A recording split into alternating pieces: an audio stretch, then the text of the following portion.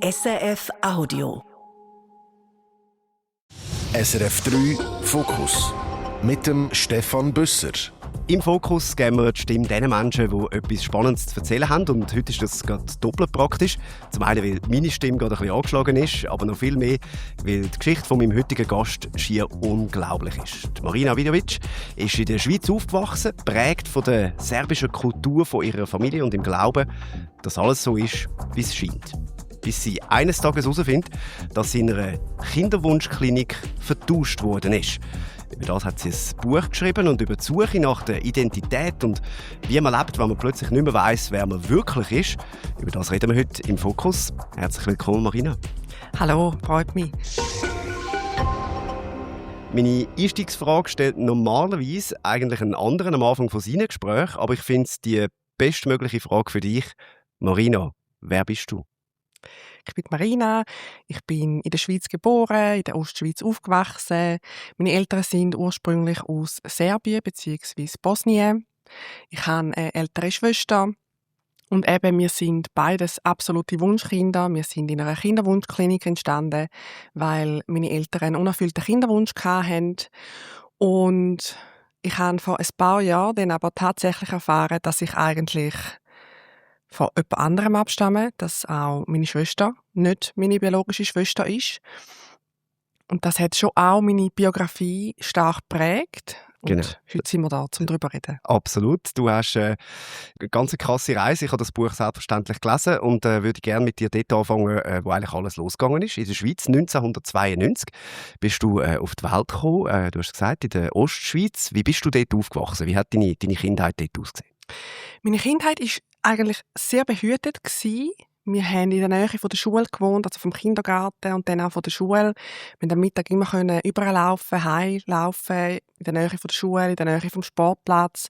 Ich bin am Bodensee aufgewachsen, sehr idyllisch, sehr schön, schöne Kindheit. Und natürlich ist ein Teil davon aber auch Serbien gewesen. Und meine Eltern haben uns immer mitgenommen, zurück zu ihren Wurzeln. Jeden Sommer haben wir in Serbien verbracht, ein paar Wochen mit meiner Großmutter, haben alle zusammen Zeit verbracht, gegessen, fein. Das ist, glaube ich, so klassisch. Ja. Ferien drinnen, oder wie ich glaube sagen. Ja. Mit dem Auto runtergefahren. Und als Kind war das immer ein grosses Abenteuer gewesen, um seine 7 Sachen zu packen und ja, dort hinfahren, meine Großmutter sehen, verwöhnt werden, immer schön alle zusammen essen und zusammen sein und genau. Mhm. Wie bist denn du da eben aufgewachsen, wenn deine Eltern sind nicht aus der Schweiz, oder? Sie sind aus Serbien hierher gekommen, gerade eigentlich im Höhepunkt vom Krieg, der auch dort war. Im Thurgau sind sie dann da angekommen. Wie war das für dich, mit diesen 2 Kulturen aufzuwachsen? Das ist noch spannend. Als Kind habe ich das noch nicht gemerkt, dass ich quasi wie zwischen 2 Welten bin. Als ich aber dann älter geworden bin, habe ich das immer mehr gespürt, weil daheim haben wir natürlich auch Serbisch geredet und in der Schule einfach Deutsch, Schweizerdeutsch auch. Und ich habe schon gemerkt, dann einfach beim Älterwerden, dass in Serbien bin ich ein bisschen anders, weil ich ja nur für den Sommer dort bin. Und in der Schweiz habe ich das eigentlich nicht gross gemerkt und habe aber dann beim Älterwerden habe ich dann einfach realisiert, dass, glaube für meine Eltern ist es genau umgekehrt gewesen, dass sie sich in Serbien daheim gefühlt haben oder halt dort wieder zurückgekommen sind und auch ihre Sprachen können reden. Und in der Schweiz sind sie halt einfach dann die gewesen mit anderen Wurzeln. Und das zwischen einfach auch 2 Welten, wo halt meine Mutter und mein Vater erlebt haben, hat sich wie auch ein bisschen auf mich übertragen. Du schreibst in deinem Buch «Richtig im falschen Leben», dass du irgendwann das Gefühl gehabt hast, du müsstest dich für eine Seite entscheiden. Serbien oder Schweiz. Warum hast du das Gefühl gehabt? Ich bin in der Schweiz geboren und aufgewachsen und ich habe wie das Gefühl gehabt, ich glaube, als Kind ist es etwas sehr Natürliches, dass man dazugehören will, dass man ankommen will und dass man einfach anerkannt werden will. Und ich wollte dazugehören, natürlich, das ist auch ein Teil. Und ich hatte dann wie das Gefühl gehabt, zum vollständigen an einem Ort ankommen, muss man das Alte abgeben. Und als ich aber dann die Wahrheit über meine Identität erfahren habe, habe ich wie gemerkt, nein, das ist ja auch ein Teil von mir, der mich ausmacht. Das ist eben, der Name ist ein Teil, die Denkweise, die Sprache ist ein Teil, vielleicht sogar eben gewisse Krankheiten. Das gehört zu einem. Ich habe die Serbisch geredet, nehme ich an. Wir haben daheim Serbisch geredet, genau. Ja. Und das gehört zu einem selber, aber es definiert einem nicht. Es ist ein Teil von einem selber. Mhm. Ja, ich fühle mich mit der Schweiz verbunden und wenn mich heute jemand fragt, wer bist du? Dann sage ich als erstes, ich bin Schweizerin. Und früher oder später kommt halt gleich irgendwie noch die Frage, ja, aber hast denn du sonst noch Wurzeln? Oder eben, wenn man meinen Namen hört. Und die Wurzeln, das ist so etwas Zentrales, das begleitet einem immer wieder. Und wenn man darauf keine Antwort hat, dann ist das schwierig. Dann geht man durchs Leben mit diesen offenen Fragen. Wenn man es kennt, ist es nicht so schlimm. Dann prägt die Biografie nicht so stark. Wenn man aber die Gene nicht kennt, dann begleitet es einem. Ja, und du hast ja einfach lange gemeint, du kennst sie. Schreibst auch in deinem Buch, um mich selbst und meinen Platz in der Welt wirklich zu verstehen, wurde das Wissen um meine Familiengeschichte für mich unabdingbar. Und das merkt man auch, wenn man es liest. Um deine Geschichte zu verstehen, muss man auch die von deinen Eltern kennen. Aufgewachsen sind sie in Jugoslawien. Deine Mami war nach 30 noch kinderlos gewesen, was ihr, glaube ich, sehr Mühe gemacht hat damals, oder? Es war einfach ein unerfüllter Kinderwunsch gewesen. Also sie haben 3 Jahre lang kein Kind haben auf natürlichem Weg und darum haben sie auch eine Kinderwunschklinik aufgesucht. Und da muss man schon auch noch erwähnen, so ein bisschen eben der Zufall und das Glück, das da mit ihnen spielt. Wenn sie in Serbien geblieben wären, hätten sie die Möglichkeit nicht gehabt. Und sie sind aber in der Schweiz gewesen, und darum haben sie die medizinische Möglichkeit gehabt. Und ich fange ja mein Buch auch mit der Frage an, wo fängt die eigene Geschichte an? Bei der Geburt? Beim Kennenlernen der Eltern oder noch viel früher. Und meine Geschichte fängt eben nicht erst mit der Geburt von mir an, sondern schon viel früher, weil meine Eltern eben in die Schweiz gekommen sind und das hat meine Biografie geprägt und natürlich durch das haben sie viel mehr Möglichkeiten gehabt und sind dann auch in der Kinderwunschklinik gewesen. Also eigentlich fängt deine Geschichte auf einem Parkplatz vor einem Büro von deiner Mami an, wenn man es ganz genau nimmt, oder? Wie haben sie sich kennengelernt? Sie haben sich kennengelernt, das war so gewesen, meine Mutter hat ihren Vater erst gerade verloren und eigentlich gar keine Lust gehabt, um irgendjemanden kennenzulernen. Und dann ist aber eine Kollegin von ihr, die im gleichen Büro gearbeitet hat dann gesagt, komm, das ist ein Kollege von mir, der ist auf der Durchreise von Bosnien und der ist nur jetzt da und den musst du jetzt kennenlernen. Und meine Mutter hat das nicht wollen und hat einfach, die Kollegin hat nicht locker lassen und dann ist sie gleich mit rausgekommen. Es war Ende Dezember, total verschneit, ihren Mantel angelegt, läuft zu dem Parkplatz und sieht dort einen Mann auf dem Auto lehnen. Und mit einer Thurgauer Nummer dann noch? Genau, also sie ist dann zu ihm und sie haben sich dann kennengelernt und sie hat ihn dann gefragt, weil sie natürlich nervös war und er ihr gefallen hat sie ihn gefragt, oh, von wo bist denn du? Was ist das für ein Nummernschild? TG, ist das Titograd damals? Und dann hat er gesagt, nein, wie bist du denn auf das gekommen? Nein, das sei Thurgau. Und dann hat sie gedacht, was ist das? Das habe ich noch nie gehört. Und dann hat er eben gesagt, dass er in der Schweiz lebt und schafft. Und für sie ist es dann natürlich erledigt gewesen, weil sie hat gedacht, okay, der wird sich eh nie mehr melden. Und tatsächlich ist es aber so gewesen, dass er nicht mehr aufgehört hat, ihre anzurufen. Hat nicht locker lassen, bis sie gesagt hat, ich heirate dich. Also das hat man damals noch am Telefon abgemacht? Nein, sie haben einfach am Anfang sehr lang und viel miteinander telefoniert und Briefe austauscht natürlich. Damals hat es weder WhatsApp noch sonst etwas gehabt. Und sie haben sich dann auch getroffen und dann ist das entschieden worden. Und deine Mami ist dann auch deinem Papi nachgefolgt, ist in Thurgau gezogen. Sie haben dort gemeinsam gelebt, haben dann eben während 3 Jahren versucht, schwanger zu werden. Das hat nicht geklappt.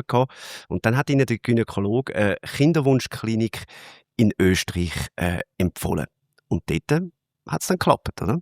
Genau, sie sind dann dort hingegangen und haben künstliche Befruchtung durchführen lassen. Und dann hat es gerade beim ersten Versuch tatsächlich geklappt. Und meine Schwester ist auf die Welt gekommen. Und ein paar Monate später haben sie nochmal eine Behandlung durchführen lassen. Und die war auch beim ersten Versuch erfolgreich gewesen. Was sehr selten ist, glaube ich, oder? Was eher selten ist, genau. Und durch diese Behandlung bin ich dann auf die Welt gekommen. Wann hast du erfahren, dass du auf diesem Weg entstanden bist? Relativ früh. Also meine Eltern, vor allem auch meine Mutter natürlich, war stolz auf den Weg, wo sie gegangen ist, um sich den Kinderwunsch zu erfüllen. Und meine Schwester und ich, wir haben schon immer gewusst, wir sind absolute Wunschkinder. Unsere Eltern haben genau uns wollen. Das ist ja eigentlich ein mega schönes Gefühl. Total, Ja. total. Ja, Also, ihr habt das Happy Family Life dann dort gehabt, im Thurgau, wo du Total, aufgewachsen bist. ja. Ich würde gerne ein bisschen vorspringen. Wir haben es gerade gehört, wie du als Kind aufgewachsen bist, zu dem Zeitpunkt, wo du 15 warst, wo es zum ersten schicksalshaften Einschnitt auch in eurem Familienleben kam, wo bei deinem Vater ein Hirntumor entdeckt worden ist. Du beschreibst sehr eindrücklich auch, was das dort mit dir gemacht hat. Was mich sehr beeindruckt hat, ist, dass du vor allem schreibst, dein Vater hat trotz allem seinen Humor behalten, obwohl er gewusst hat, dass es geht für ihn jetzt nur noch wenige Monate. Was hat das mit dir gemacht? Er hat seinen Humor, solange es geht, beibehalten. Und ich glaube, vielleicht hat er es auf eine Art für ihn gemacht, aber vielleicht auch für uns zwei, für meine Schwester und mich und auch meine Mutter, um uns einfach noch zu zeigen, er ist, solange es geht, ist er noch da. Er ist da bei uns. Und für mich war es auch immer ein Zeichen gewesen, wenn man Witz machen kann, dann lebt man noch, dann ist man da. Und ich kann mir das wie nicht vorstellen, dass ich in dem Moment effektiv meinen Vater gerade am Verlieren bin, dass das effektiv so passiert. Und ja, aber natürlich die Krankheit, die ist schwierig gewesen. Die ist 16 Monate gegangen. Die Ärzte haben ihm 9 Monate gegeben. Er hat es länger geschafft. Aber gleich haben wir wie gewusst, er ist in den Boxring gestiegen, wo der Kampf schon entschieden ist. Mhm. Ja. Was hat das mit eurem Familienleben gemacht? Wie hat sich das vielleicht auch verändert in dieser Zeit? Es war sehr intensiv gewesen. Es hat sich alles um die Krankheit gedrüllt. Wir sind alle wie in einem Lift gewesen, der eigentlich nur nach oben gefahren ist. Und niemand konnte aussteigen. Und das hat einfach unser Leben damals sehr geprägt. Und dann ist es auch noch zu einer speziellen Situation gekommen, weil eben der Krebs sich ja auch nicht vom Humor allein aufhalten lässt, leider. Und kurz bevor dein Vater dann gestorben ist, haben ihr erfahren, oder du auch erfahren, dass deine Familie ein bisschen grösser ist, als du gemeint hast. Da war noch jemand rum, wo du bis dort nichts von ihm gewusst hast, nämlich ein Halbbruder. Genau, das ist der Sohn aus erster Ehe von meinem Vater. Hast du gewusst, dass er schon mal geheiratet war? Ich habe das erst spät erfahren und vor allem auch der Sohn. Das hat es ja dann eine Begegnung gegeben, weil wo mein Vater wirklich schwer krank war, wo es dann wirklich darum gegangen ist, er hat nicht mehr viele Monate zum Leben, haben mir gesagt, hey, es ist wichtig, dass sie können aussprechen können, weil das ist eine letzte Chance, sozusagen. Und dann war das so gewesen, dass er in unser Leben gekommen ist. Sie haben lange keinen Kontakt gehabt, da war ein Konflikt herum und sie haben dann wieder zueinander gefunden, haben natürlich einfach aber nicht mehr viel Zeit miteinander gehabt. Und ich habe ihn aber dann durch das auch kennengelernt. Was hat das mit dir gemacht, wo du erfahren hast, aha, da ist noch mal jemand rum? Ich war neugierig gewesen. Es war etwas Neues gewesen und gleich für mich, meine Familie ist einfach eben meine Mutter, mein Vater und meine Schwester. Und da ist natürlich etwas Neues dazugekommen. Aber unsere Familie ist so, wie sie ist. Mhm. Lass uns zu einem weiteren schicksalshaften Nachmittag gehen in eurem Leben, wo dein Leben dann für immer verändert hat. Wir sind bei dir daheim, der Fernseher läuft, Telenovela, wo deine Mami immer so gerne geschaut hat. Wie alt bist du dort gewesen? Ich bin dort 21. Also das ist schon gewesen, nachdem dein Vater gestorben ist, ja? Genau, 21 bin ich gewesen. Mhm. Was ist in dieser Telenovela passiert? Dort hat es eine Szene gehabt, wo es darum geht, dass eine Mutter 2 Söhne hat und sie nur einen von beiden fragt, ob er sich auch testen lassen kann, um zu schauen, ob er die Erbkrankheit hat. Und der zweite Sohn wird stutzig und fragt sich, wieso hat sie mich auch nicht gefragt? Und geht dann ins Spital und lässt sich testen. Und dann gibt es eine neue Szene, wo er einem Arzt gegenüber hockt und der Arzt sagt ihm dann, dass er nicht der biologische Sohn von seiner Mutter kann sein, weil seine Mutter hat Blutgruppe AB und er hat Blutgruppe 0. Das ist unmöglich. Das Spannende war, dass meine Schwester zu dem Zeitpunkt genau bei dieser Szene ihre Schuhe genommen hat, aufs Sofa gehockt ist und sich die Schuhe angelegt hat und die Szene mitbekommen hat. Und 1 Sekunde lang hat sie sich gefragt, was habe denn ich für eine Blutgruppe? Ich habe auch 0. Und was hat Mami? Mami hat AB. Und dann hat sie realisiert, das sind wir. Das ist unsere Geschichte. Und das hat sie dann zu meiner Mutter gesagt. Sie hat gesagt, Mami, das sind wir. Und meine Mutter hat gesagt, nein, das ist eine Serie. Bei uns hat alles seine Richtigkeit. Du musst dir keine Sorgen machen. Und meine Schwester hat das dann gegoogelt und es hat sich dann herausgestellt, nein, das ist tatsächlich so, ja, also genau, biologisch. Ja. das ist ja so, es ist nicht möglich. Und sie hat dann bei dieser Klinik angerufen und gefragt. Bei der Geburtsklinik. Bei der wo ihr, Kinderwunschklinik. Kinderwunschklinik, ja. Genau, bei der Kinderwunschklinik hat sie angerufen und gefragt. Und sie haben dann am Telefon gesagt, es sei möglich. Blutgruppen können mutieren. Es gibt eine Blutgruppe namens, die heisst B13. Und das hat sie dann in dem Moment beruhigt. Mhm. Es hat sie aber gleich nie losgelassen. Und ich weiss noch, wie sie dann einmal auf uns zugekommen ist, auf meine Mutter und mich, weil mein Vater hat zu dem Zeitpunkt nicht mehr gelebt. Und dort hat sie dann gesagt, sie würde gerne einen DNA-Test machen. Mit mir und mit meiner Mutter. Das war auch noch spannend gewesen. Dann haben wir ein Labor finden, das eine Mutterschaftsabklärung macht, was eigentlich unüblich ist, weil die Mutter weiss ja, ob das Kind ist oder nicht. Vaterschaftsabklärung, das ist etwas anderes. Mhm. Und dann haben wir ein Labor gefunden und haben den Test gemacht. Und dort ist dann herausgekommen, dass meine Schwester nicht das biologische Kind ist von meiner Mutter und dass sie auch nicht meine biologische Schwester ist. Jetzt müssen wir vielleicht ganz schnell die mitnehmen, die mit dem Thema nicht so vertraut sind. Du sagst gerade eben, man würde ja vermuten, ja gut, sie ist ja aus deiner Mami rausgekommen, sie muss ja eigentlich die biologische Mutter sein, ist aber nicht so, weil... Eine künstliche Befruchtung funktioniert so, man geht zum Arzt und dann gibt die Frau gibt Eizellen ab, der Mann gibt Samen ab und das kommt zusammen und wird dann der Frau beim Eisprung eingesetzt.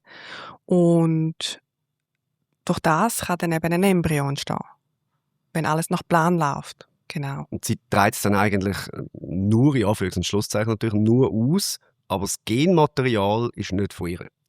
Genau, das ist aber eine Leihmutter. Das ist, wenn ein Paar zum Beispiel keine gute Spermienqualität hat oder keine Eizellen zur Verfügung hat, dann gibt es Eizellspende und Samenspende und dann gibt es Leihmutterschaft und das ist aber je nach Land und Region ist das gesetzlich erlaubt oder auch nicht. Und bei meinen Eltern ist es aber so gewesen, dass sie ihr eigenes Genmaterial abgegeben haben, weil sie ihre eigenen Kinder haben wollen. Mhm. Jetzt sind ihr auf den Weg gegangen, so einen DNA-Test zu machen. Bevor man überhaupt einen Ort findet, wo man das machen kann, bevor man den Test überhaupt macht, kann ich mir ja schon noch vorstellen, da gibt es ja auch noch die ein oder andere Diskussion, die man zuerst hat miteinander. Oder sind die einfach ist für alle klar gewesen, mal das machen wir? Für mich war es so gewesen, ich habe es im ersten Moment nicht verstanden, weil ich habe ja gewusst, wir sind Wunschkinder. Unsere Eltern sind in einer Kinderwunschklinik gewesen, um genau uns zu haben. Und sie haben ja für das gezahlt. Und gleich habe ich aber gesagt, ich habe gemerkt, das ist meiner Schwester wichtig. Und dann machen wir das. Wir unterstützen einander. Und darum haben wir den Test dann auch gemacht. Mit welchem Gefühl geht man so einen Test machen?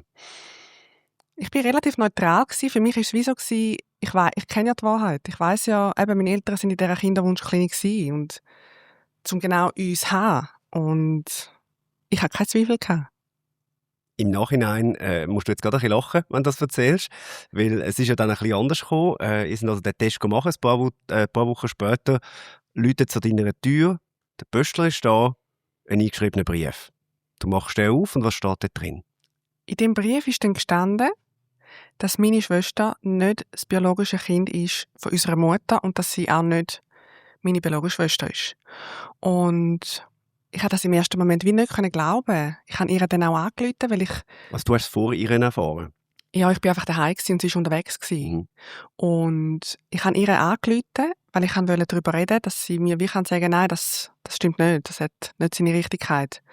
Und für sie war es aber dann auch ein Schock gewesen, weil es stimmt, es ist schwarz auf weiß, das ist im Labor getestet worden und das ist das Testergebnis und das ist schwarz auf weiß richtig. Wie macht man das? Also wenn man weiss, man muss jetzt eigentlich der Schwester anrufen und sagen, du bist gar nicht meine Schwester. Also hast du dich auf das Telefon vorbereitet? Hast du gewusst, was du sagst? Oder ist das eine Impulshandlung gewesen? Es war ein Impuls gewesen. Ja, es war ein Impuls gewesen. Es ist immer, wenn etwas ist, rufe ich meiner älteren Schwester an und wir reden darüber.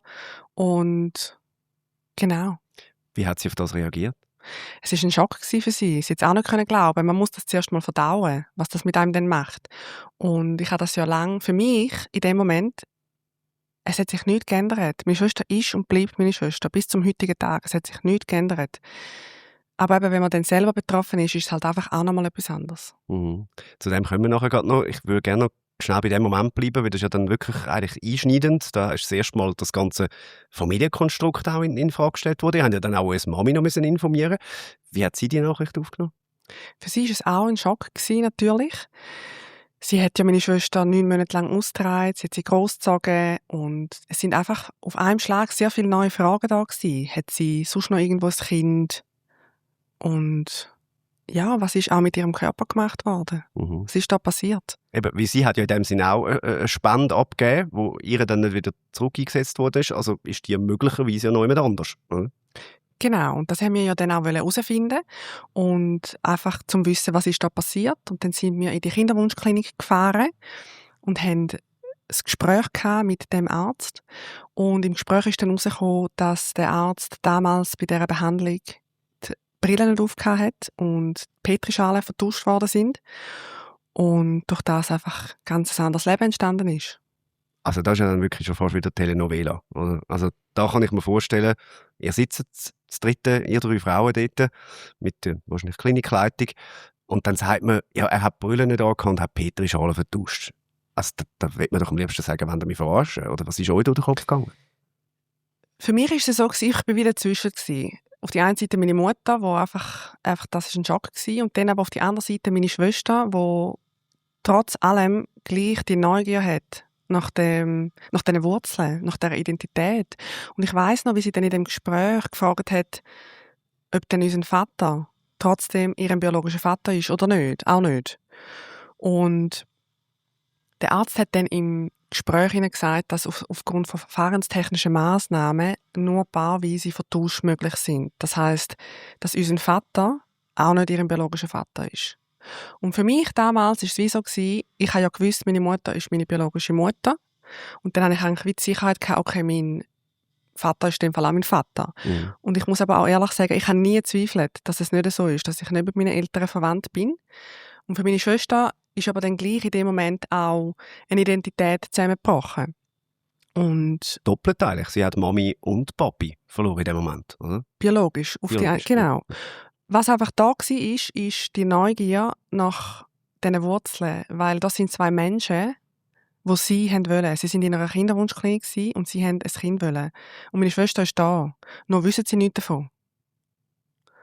Und darum hat sie sich dann auf die Suche begeben. Das Ziel war, zum Namen bekommen. Die Namen bekommen von der Klinik. Das war aber dann nicht so einfach gewesen. Und warum nicht? Es ist aufgrund von Patientenschutz und Datenschutz ist es nicht so einfach, um das einfach so rauszugeben. Und es ist auch, liegt viele Jahre zurück. Um das alles dann auch rekonstruieren, ist es natürlich nicht ganz einfach. Und ja, es hat dann einfach nicht geklappt. Und irgendwann hat sie sich dann entschieden, dass sie an die Öffentlichkeit geht, um ihre biologischen Eltern zu finden, um doch noch etwas in die eigene Hand zu nehmen und das zu probieren, weil einfach sie eben auch ein Wunschkind ist und die Menschen sind da. Und sie auch, aber sie wissen einfach nichts davon. Und da ist sie, wie du gesagt hast, an die Öffentlichkeit gegangen, ist unter anderem bei Stern TV auch auftreten, also hat wirklich die ganz grosse Bühne auch gesucht für viel Aufmerksamkeit, um ihre biologischen Eltern zu finden. Wie ist es dir dort in dem Moment gegangen? Du hast sehr bewusst gesagt, ich will das nicht, ich will nicht an die Öffentlichkeit. Für mich war es so, es hätte nicht unbedingt sein müssen, aber ich war auch nicht betroffen. Ich weiss nicht, wie sich das anfühlt. Also damals habe ich das nicht gewusst. Und gleich habe ich meine Schwester unterstützt, weil es ist ihr wichtig und ich verstehe das auch. Wenn man die eigenen Wurzeln nicht kennt, dann läuft man mit einer Lehrstelle durchs Leben und das prägt einfach die Biografie. Und sie hat das wie probieren. Das war eigentlich noch einer der letzten Schritte, die sie machen konnte. Mhm. Dann hat sie auch noch die Möglichkeit gegeben, einen DNA-Test zu machen. Das war aber in dem Sinne eigentlich nicht mehr möglich gewesen, weil dein Vater ja nicht mehr gelebt hat. Hat man trotzdem irgendwie herausfinden können, ob deine Schwester auch die Tochter von deinem Vater ist? Genau, sie ist dann irgendwann auf mich zugekommen und hat sich einfach so gefragt, sie hat gesagt, aber von irgendjemandem muss ich ja abstammen. Und eigentlich, schwarz auf weiß, wissen wir es ja nicht, ob ich vom Papi abstamme oder nicht. Und dann hat sie einen Test machen und dann sind wir auf die Idee gekommen, dass dass sie sich testen lassen mit dem Histomaterial von unserem Vater. Genau, muss man sagen, das ist das Material, jetzt im Nachhinein, das sind ganz grosse Anführungs- und Schlusszeichen, zum Glück ist noch Material von dem Hirntumor rum gewesen, weil dort hat es DNA dran gehabt, oder? Genau. Mein Vater ist zweimal operiert worden und durch das hat es Histomaterial gegeben, das mindestens in der Schweiz mindestens 10 Jahre lang aufbewahrt werden muss. Und das haben wir dann mit einem Schreiben angefordert. Und sie hat sich dann mit dem Histomaterial testen lassen. Und dann ist herausgekommen, dass sie nicht mit dem Histomaterial verwandt ist, also mit unserem Vater. Und wir haben uns aber dann im nächsten Schritt wie gefragt, woher wissen wir aber, dass das Histomaterial unser Vater ist? Weil wir haben wirklich alles in Frage Man glaubt ja gestellt. irgendwann nichts mehr dann, ja. Man muss es schwarz verständlicherweise. auf weiß haben. Man Ja. muss es schwarz auf weiß haben. Und dann hat die forensische Klinik, wo die Analyse durchgeführt hat dann gesagt, wir müssten wie 2 Personen haben, die verwandt sind mit unserem Vater, um sich auch mit ihm testen zu lassen. Und das sind dann ich und der Sohn aus erster Ehe von meinem Vater. Dein Halbbruder, genau. Genau. Und wir haben uns dann testen lassen. Und dort ist dann herausgekommen, dass er der Sohn ist von unserem Vater. Dort ist aber dann auch herausgekommen, dass ich nicht das biologische Kind bin von meinem Vater. Crazy, oder? Ja. Was ist dir in dem Moment durch den Kopf? Ich konnte das nicht glauben, weil meine Eltern sind in einer Kinderwunschklinik um genau mich zu haben.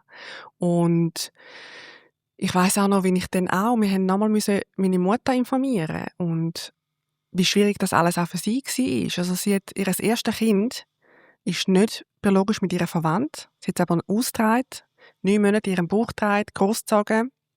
Und dann hat sie mich mit einem Mann, den sie noch nie gesehen hat in ihrem Leben. Und sie hat keine Zustimmung gegeben dazu. Und dann kommt aber auch noch hinzu, dass sie kein Kind mit ihrem Mann hat. Und das ist sehr prägend gewesen. Mhm. Ja, das hat sicher auch viel mit der Familie gemacht damals. Total, ja. Für sie ist es einfach auch schwierig gewesen, uns nicht sagen, von wem wir abstammen, weil sie hat gesehen, das prägt uns. Mhm. Und es ist wichtig für uns, weil wir tragen die Wurzeln. Oder? Und für mich am Anfang ist es natürlich auch schwierig gewesen, nicht per se, dass ich von einem anderen Mann bin, sondern dass ich nicht von dem Mann bin, neben welchem ich aufwachsen durfte. Mhm. Also Also- eben nicht von deinem Vater. Und jetzt hören uns ja wahrscheinlich auch die ein oder anderen Eltern zu, die sagen, ja, also Moment, wo bei uns Kinder auf die Welt gekommen sind im Spital, da hat man einen Bluttest gemacht und das steht ja irgendwo. Und da haben wir im Nachhinein herausgefunden, eigentlich hätte man das schon viel früher müssen merken. Genau, wo meine Schwester auf die Welt gekommen ist ein Bluttest gemacht worden. Das steht auch in der Geburtsakte. Und dort haben die Ärzte eigentlich schon festgestellt, 1-2 Tage nach der Geburt, dass die Blutgruppe nicht stimmt. Dass da etwas nicht stimmig ist. Und sie haben dann damals auch mit der Kinderwunschklinik telefoniert, ob da alles stimmt, ob da etwas vertauscht worden ist. Und die Klinik hat gesagt, nein, bei ihnen ist alles richtig gelaufen. Und meine Eltern damals sind aber nicht informiert gewesen. Und im Nachhinein, zum ganz ehrlich zu sein, ist das aber gut. Weil wenn sie informiert worden wären, dann wären sie sicher kein zweites Mal in die Klinik gegangen und dann wird es mich definitiv heute nicht geben. SRF 3 Fokus. Das ist die Marina Vidovic. Sie hat das Buch geschrieben, «Richtig im falschen Leben». Wir fassen nochmal ganz schnell zusammen. Durch einen Zufall findet ihr heraus, dass deine Schwester eigentlich nicht deine Schwester ist. Sie ist vertauscht worden damals in der Kinderwunschklinik. Bei einem weiteren Test später stellt sich dann heraus, du bist auch gar nicht die Tochter von deinem Vater, den du immer gemeint hast. Also es ist im Moment ein riesen Durcheinander und das hat natürlich auch dann viel Aufmerksamkeit generiert. Deine Schwester hat nochmal den Weg in die Öffentlichkeit gesucht, ist zurück zu Stern TV und nach dem Auftritt bei Stern TV, dort ist etwas passiert, was nachher viel ins Rollen gebracht hat.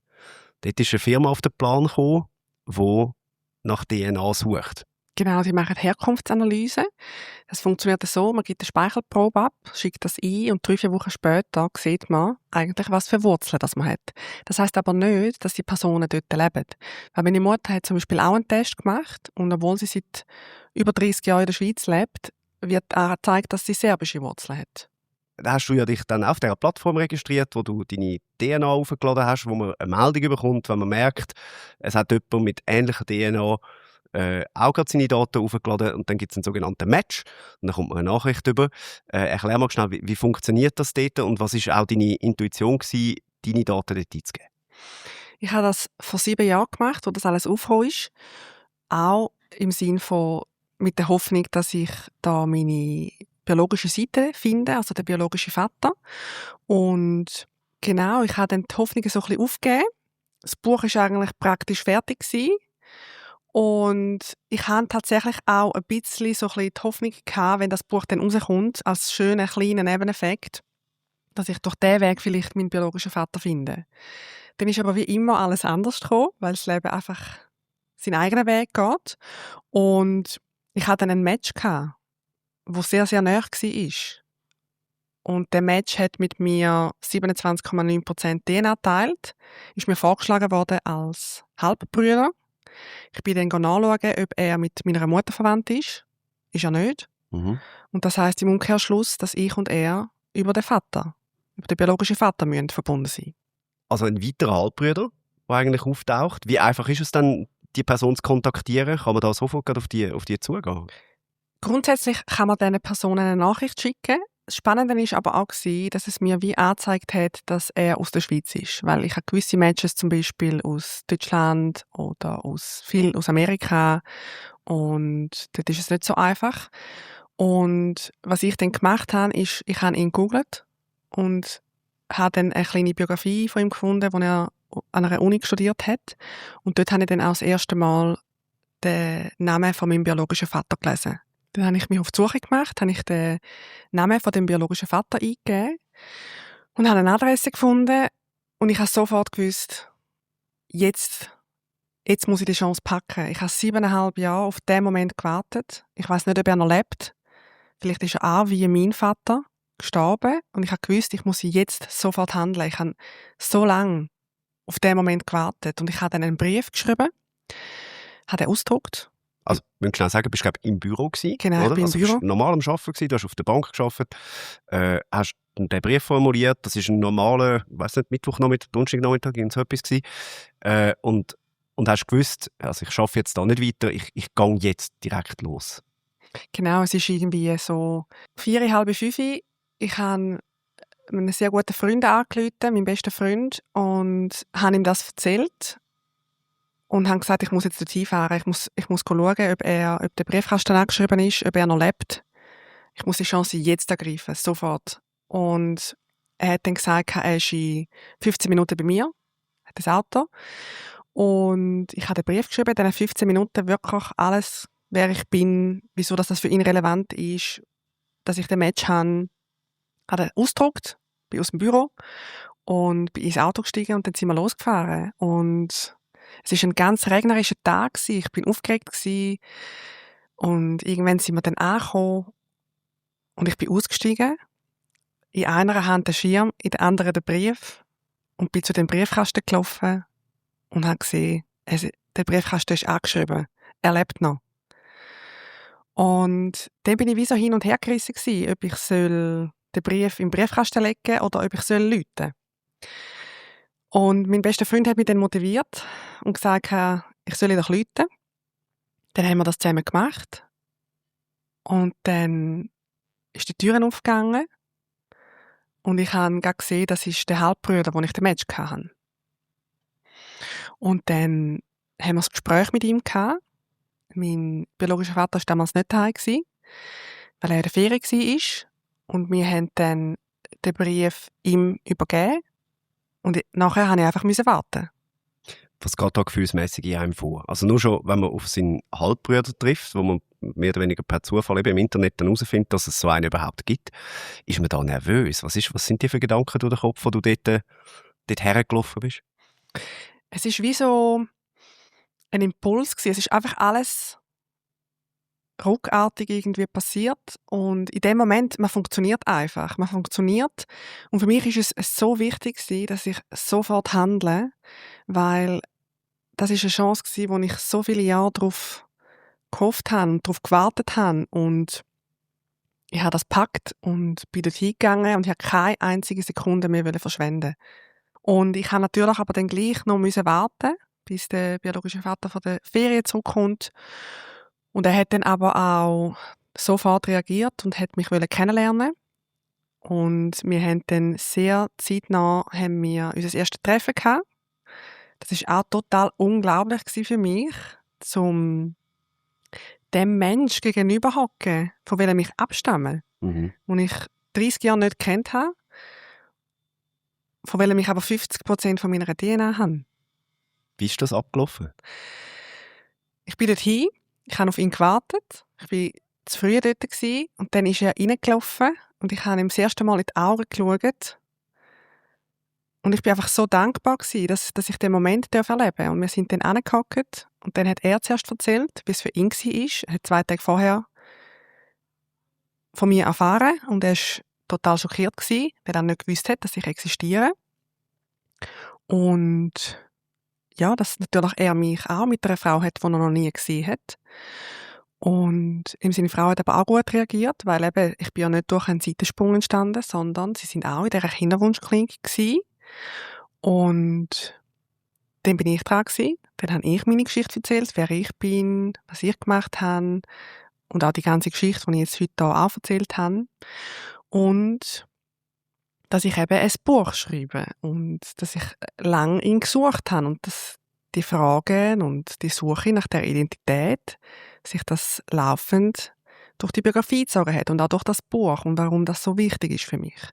Und im Gespräch haben wir dann immer mehr gewisse Ähnlichkeiten entdeckt. Und für mich war es wie so, als würde ich meinem eigenen Ich gegenüber hocken, der einfach 40 Jahre älter ist. So hat sich das angefühlt. Spürt man das dann? Weil eben, also ihr habt absolut keine Vergangenheit gemeinsame, aber natürlich die Verbindung durch DNA. Ist das etwas, wo du das Gefühl hast du sofort gespürt? Für mich hat es sich schon so angefühlt, dass wir haben schon gewisse Ähnlichkeiten gehabt und wir sind total von Anfang an recht tief eingestiegen, natürlich durch die Geschichte, die einem einfach auch auf eine Art verbindet. Und wir haben aber doch auch gewisse Ähnlichkeiten. Und ja, ich habe dann einfach gemerkt, da ist jemand, die Person ist ähnlich und ich habe auch gewisse Ähnlichkeiten mit ihm. Also ich habe ihn besser kennengelernt und im Gespräch mich selber eben auch. Und das ist eben der springende Punkt. Ich bin ein Wunschkind. Meine Eltern lieben mich über alles. Trotz allem ist die Liebe, gewisse Fragen hat sie mir nicht beantworten. Und dann hat mir auch kein Buch schreiben nicht beantworten. Ich konnte meine Fragen platzieren. Und hast auch Antworten bekommen? Bei ihm habe ich dann eben Antworten bekommen. Mhm. Du schreibst auf einer von der letzten Seite in deinem Buch: Ich bin das Kind zweier Menschen, die sich nie begegnet sind und kein Einverständnis für meine Existenz gegeben haben. Dieser innere Zwiespalt begleitet mich bis heute. Es fühlt sich an, als seien 2 Welten in mir, die eigentlich nichts miteinander zu tun haben. Das tönt mega verloren, aber du wirkst, jetzt, wenn man dir vis-à-vis sitzt, alles andere als verloren. Du bist mega fest bei dir. Wie hast du die Lücke schliessen? Genau, mir war es wichtig, den Leser und die Leserin mitzunehmen in verschiedene Gefühlsebenen, die ich genau zu dem Moment gespürt habe. Und wie ich die Lücke schliessen konnte, ist, ja, es ist ein Fakt, ich bin von 2 Menschen entstanden, die sich noch nie gesehen haben, die nicht ihr Einverständnis gegeben haben. Und doch bin ich heute da.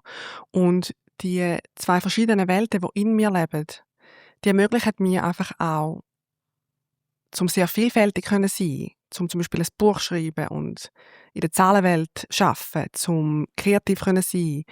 Und ja, es ist einfach eine Stärke. Es ist definitiv eine Stärke, weil ich einfach jetzt auch meine eigenen Geschichten kenne. Es ist ein grosses Privileg und am Ende des Tages, mein Buch heisst «Richtig im falschen Leben». Weil für mich gibt es kein falsches Leben. Es ist ein grosses Geschenk. Ich meine, nur schon, dass du heute da bist, du bist von deinen Eltern entstanden, also ich hoffe es zumindest. Aber dass ich heute da bin, eben von 2 Menschen, die sich noch nie gesehen haben, das ist ganz, ganz ein grosses Glück. Und ich bin dankbar. Ich bin dankbar für das Leben. Was bedeutet der Begriff Familie für dich heute? Wer ist Familie? Familie, das ist eine innere Haltung. Das hat mir meine Mutter, lebt mir das bis heute noch vor. Sie unterscheidet nicht zwischen mir und meiner Schwester. Wir sind beides genau gleich ihre Kinder. Biologie oder Herkunft hin oder her. Und die Verwandtschaft, die entsteht durch Biologie. Aber Zugehörigkeit, das ist eine Wahl, das ist eine innere Haltung, die man tagtäglich wählt. Und das im Kern genommen für mich bedeutet Familie. Die Widmung ganz am Anfang von dem Buch, finde ich, bringt es sehr schön auf den Punkt. Dieses Buch widme ich meiner Familie, der, die ich kenne, der, die ich noch nicht kenne und der, die ich selbst gewählt habe. Danke, hast du deine Geschichte mit uns geteilt und danke für das Gespräch, Marina. Vielen Dank auch.